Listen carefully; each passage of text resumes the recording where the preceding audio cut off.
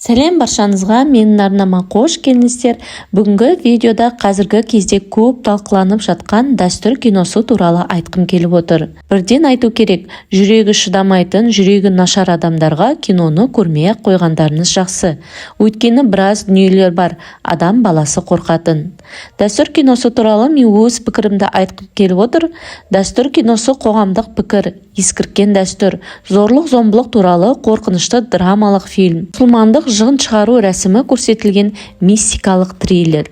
Фильмнің атауы дәстүр болғандықтан, фильмнің өзегі етіп алынған дәстүрді әркім әртүрлі түсінді. Біреу зорлық жасаған адамға қызын қоспайтын, ондай дәстүр болмаған десе, енді біреу мәселенің бәрін ақшамен шешу қанымызға сіңіп бара жатқан дәстүр деген ойды алға тартады. Шиеленіс тудырған сюжет қыздың зорлануы. Бар оқиға осыдан өрбейді. Екі тарап арасындағы қайшылық, өшпенділік пен күрес емес, күштің алдындағы әлсіздік емес, дүниеқорлық пен ақшаға деген аранның ашылғаны сипатталады. Диананың образы зорлаушының, атана қоғам алдында тек жәбір көрген әлсіздіктің образы. Ол махрге сұраған еркіндігіне тек өлім арқылы жетеді. Жарқын болашақты аңсаған, өзіндей түлеп ұшқан жас баланы сүйген, домбыраны күмбірлеткен қазақ қызының бейнесі. Бірақ домбыраның қорқынышты болып көрсетілгеніне наразы адамдар да бар екен. Фильмдегі ең қорқынышты нәрсе домбыраның үні екен. Ең қорған болатын нәрсе араб сөздер екен. Оны әсірелеп, аңыратып, тіпті әуездетіп жеткізген дейді әлеуметтік желіде жастардың бірі. Аласапыран орнаған шаңырақта құтқарушы тек имамның дұғасы деп қабылдаған. Анығында аятүл күрсі дұғасы тек имамның өзі ғана қорғаныш деталі болып қалған. Сол дұға оқылған жігіттің анасы жын ойнаққа тап болады. Әкесіне де жазасы келеді. Дін өкілі жынды шығара да игере де алмайды. Фильмнен дәстүр емес отбасы тақырыбы көтерілгенін байқадым. Дәстүр деген қыздың зорлаған адамға тұрмысқа шығуы емес. Дәстүр деген мүлдем басқа ұғым. Дәстүр мен қанымызға сіңген ұят болатыны шатастырып алған сияқты. Дегенмен, бұл фильм қоғамдағы бір жаңалық болды. Себебі норма деп саналатын кейбір түсініктердің бізге зиян келтіріп жатқанын жеткізе алды. Фильмнің басында басты рөлдегі жігіттің әкесінің сырт бейнесі айқындала көрсетіледі.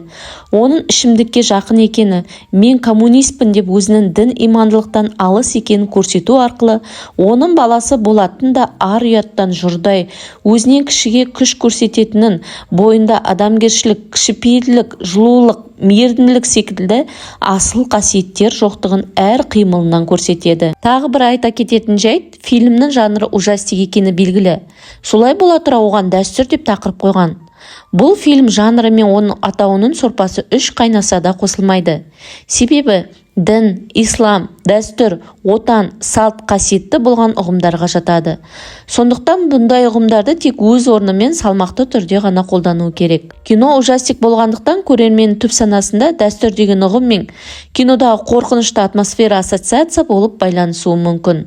Ал дәстүр дегеніміз не? Бұл жерде мен қазақтың салт дәстүрлері туралы айтқым келеді. Қазақтың дәстүрі сонау көшпелі заманнан келе жатырған, ислам құндылықтарына негізделген, Сарысу сияқты ғасырдан ғасырға жетіп, Қожа Ахмет Яссауи сияқты рухани тұлғалардан бастап, ахун, ишан, әулиелер, жыраулар, бір сөзбен айтқанда руханият адамдары уақытпен дәлелдеп, әбден сүзгіден өткізілген эссенция. Мысалға, нанды баспа, кез келген қазақ жерде нан жатса, көтеріп қояды.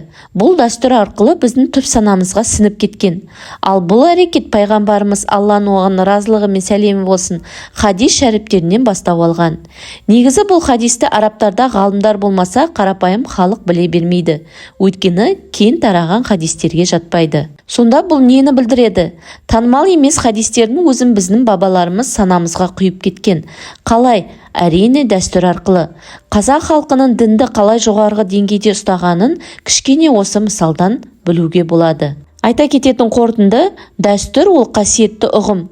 Дәстүр 10-20 буын ұрпақтан қалыптасады және шариғатқа негізделеді. Егер бүгінгі ақпарат пайдалы болса, видеоға лайк басып, менің арнама тіркеліп, қоңыраушаны басуды ұмытпаңыздар. Назарларыңызға рахмет.